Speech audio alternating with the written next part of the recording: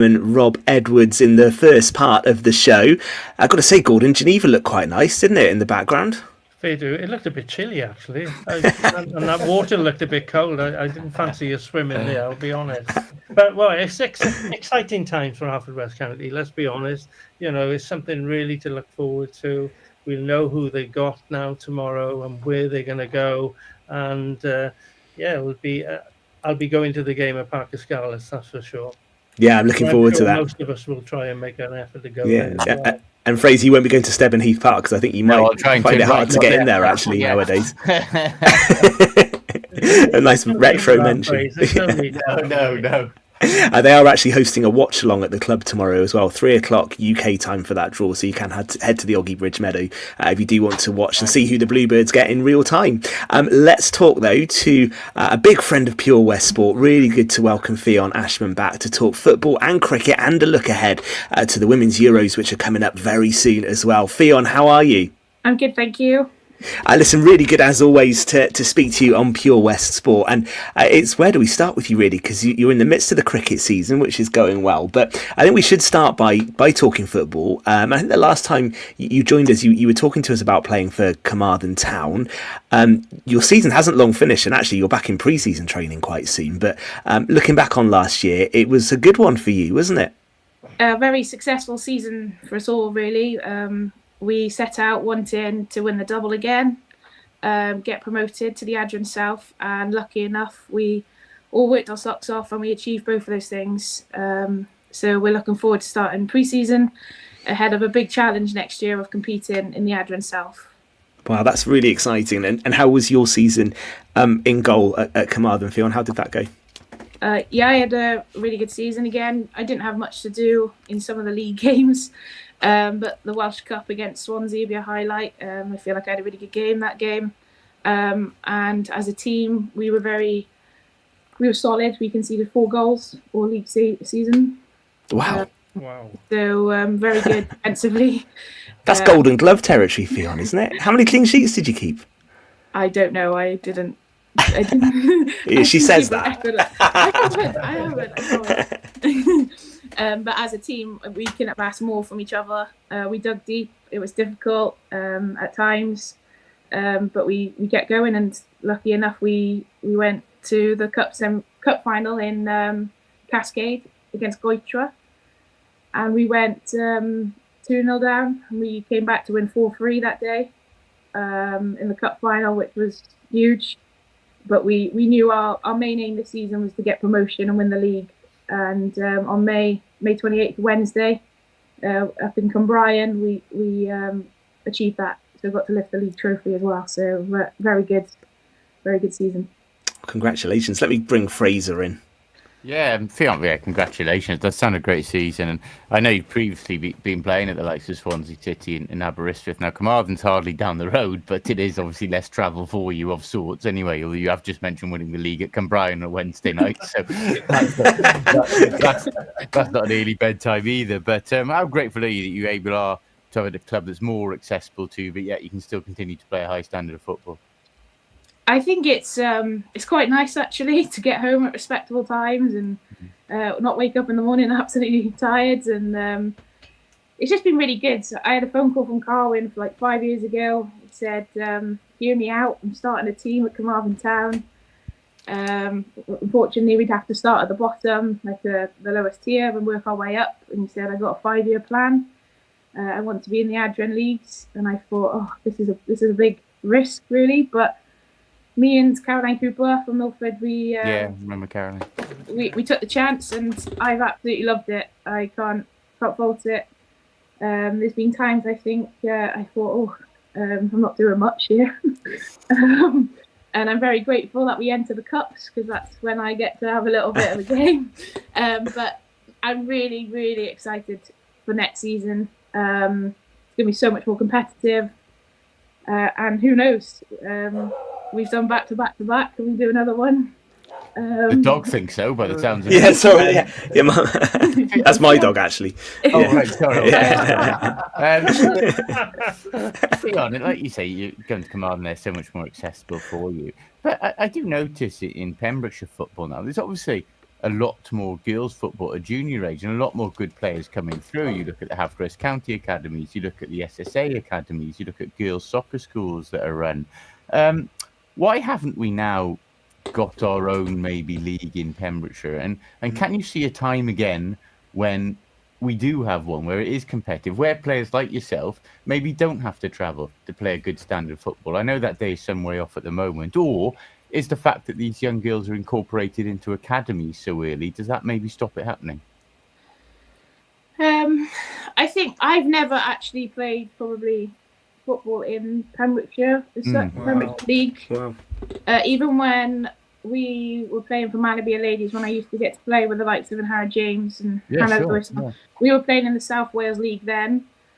I think over the last few years, it's massively grown down here. I think Haverford County starting up all the girls' academies and under 19s and 17s is great. And I think in a few years' time, that could be a great start. However, I think for them to play a competitive league at the moment, they'd have to then go into South Wales or West Wales and push themselves. I think we're still a long way off in Pembrokeshire to be able to have a competitive league. It's incredible you say that. It's incredible because I'm old. Yes, I'm old. Jerry Rigby ran Pembrokeshire League many years ago, before your days, Ffion, but there were at least 8 to 12 teams playing from Pembrokeshire in a Pembrokeshire League. It's just so sad that the demise of that league has gone, and you guys now got to play somewhere else like Carmarthen, Swansea, or wherever. When there was, a league set up here, and it all disappeared. It is very sad that we have to start again to give these girls an opportunity to play at Welsh League level. It is a shame, but they will build it again at some point. Yes.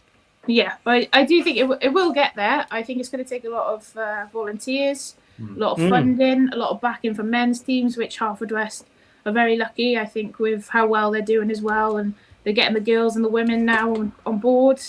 I know Amy Scarfield's playing for Aberystwyth. She's helping coaching in Haverfordwest Academy, so there's good role models and all for the players. Yeah. I just think we're still a long way off for there to be, like you said, back in the day with Jerry Rigby.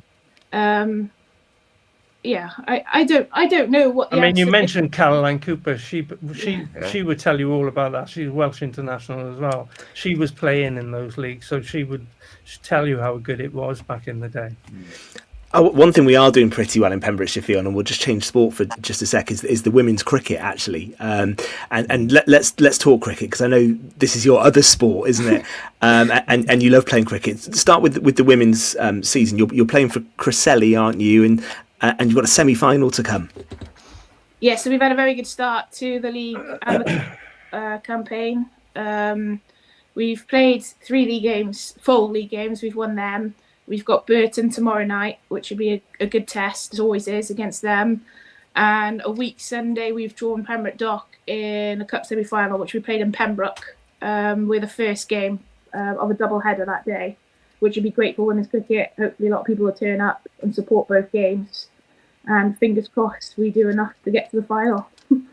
Tremendous idea, that, isn't it, Ffion, to have them back to back? I've always thought that, like you say, it does draw interest, because if you're a fan of one of the 4 teams or a follower of one of the 4 teams, you tend to come and watch both. Or if you play in the first one, you'll hang behind.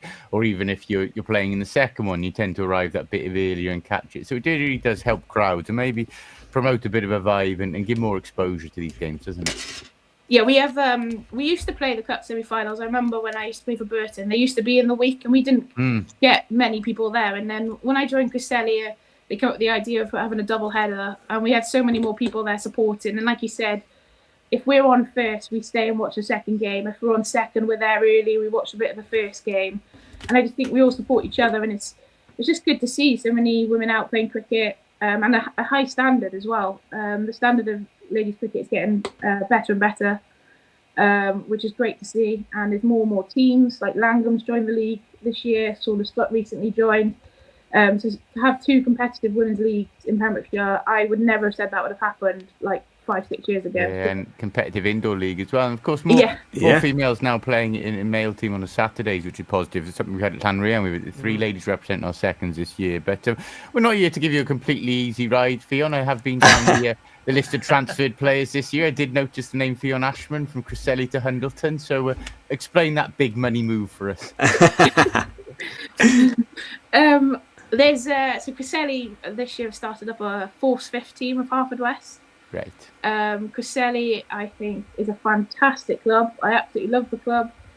They have so many players coming through the junior setup who have such bright futures. I think a lot of them we will see in the first, seconds team very shortly. Oh, already, yeah. But I played a lot of last season on permit for Hundleton. Right. I loved it. They were so welcoming. I got the ball, I got the bat, and I just felt like I wasn't taking a place of a younger player that could play with their friends. And I've got friends at Hundleton, so I decided to make the move, as much as it broke boxes off. I decided to make the move, and I've absolutely loved the start of the season with Hundleton. It's a great laugh. There's some good players coming through there, young ones, and it's just great to play somewhere different, really. And I'm enjoying my cricket, which is the main thing, and I've got to play Wiki, which I've wanted to for a little while. So it's all really, really positive this season so far. Well, you've got a wicket-keeper in the studio there in Fraser. You'll have to get together, do a bit of coaching together, Fraser. Yeah. And actually, though, Ffion, as the cricket season continues, you're back in football pre-season training, aren't you? Really soon. So, how challenging is that? Because you're recovering from cricket at the weekend, back into pre-season training into football. Is that something you have to juggle a bit? Luckily, it all falls on the right night. So I'll have cricket training on a Monday, cricket game on a Tuesday, football on a Wednesday.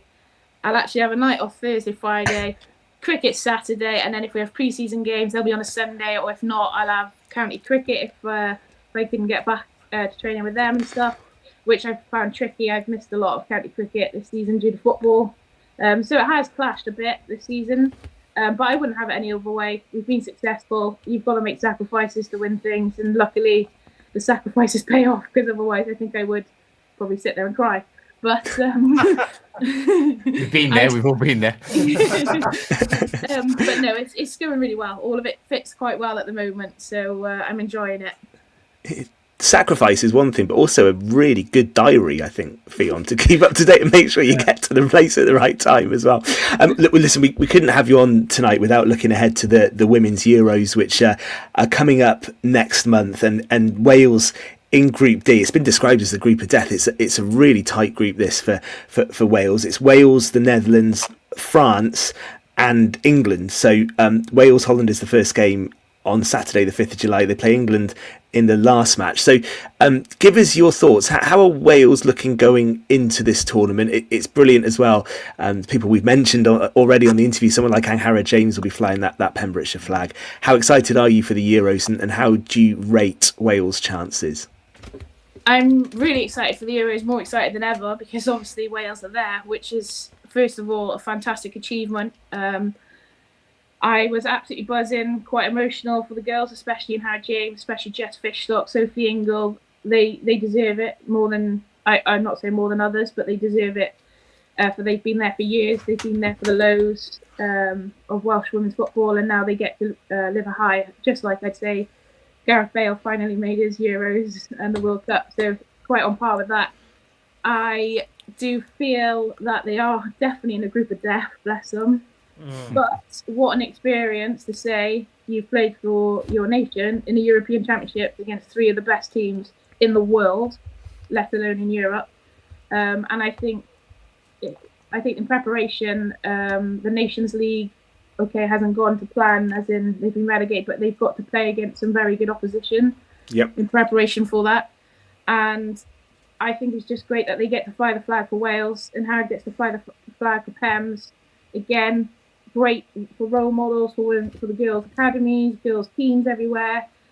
And I'm very much looking forward to watching the whole Euros, but definitely to watch Wales play that first game will be very exciting. And I hope they go out there, they play well, and they do themselves proud. That's all you can ask for them. I don't think anyone's expecting them to win the Euros. But why not go and make a statement, cause a few teams some shocks. On that note, Ffion, I was actually talking to someone you know well, of course, Clive James on Friday, and Angharad's father, and I was asking him how his flight's out, and he goes out the Friday morning of July the 5th, Wales' opening game against the Netherlands. So I asked him what games he was there. He flies home after the second game, and I did ask him, I did test him and said, have you looked at flights back out for the knockouts? And he just looked at me and he said, not yet. Nice to see he's optimistic. Yeah, he didn't want to commit to an answer either way. It's actually, I think it's 9 years to the day that Wales and England met in the Euro 2016 competition in France, isn't it? And Daniel Sturridge scored right at the end to give England a victory that day. But of course, for Wales, fortunes were somewhat better than England as the tournament went on. And what do you make of that Wales-England game this time around, Ffion? It's the final game in the group, and actually, England is struggling for form going into this tournament. You wonder whether there's something going on behind the scenes. Is there a chance of an upset in that last game, do you think? Is that one Wales might just target?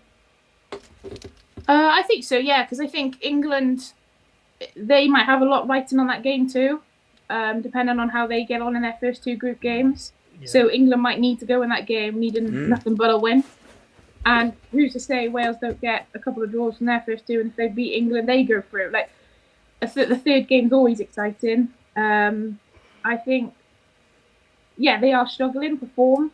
I do wonder what's going on with England at the moment, especially going off the back of the last Euros. I thought everyone would be buzzing to go out there and try and regain the title again and keep it. I'm not sure what happened to Mary Earps. I'm not sure, obviously, what's going on with Millie Bright, but I still think they've got some talent there. And I do think they are obviously going to be one of the favourites because they know what it's like to be there to win the trophy. So it's going to be a massive test, but if you asked me 6-7 months ago, I would have said probably not that great chance. But recently, I'd say, why say no? I think they got a great chance to go out there and cause an upset with a couple of the teams, if not all three. Yeah, and who's your tip to win the tournament? I can't look past Spain. Yeah, I think I'd probably say Spain as well. Yeah, they look good, don't they? I think it's going to be. I'm going to say Spain and Netherlands final. Okay, so that means one of England, Wales and France won't come out the group then, Ffion, yeah?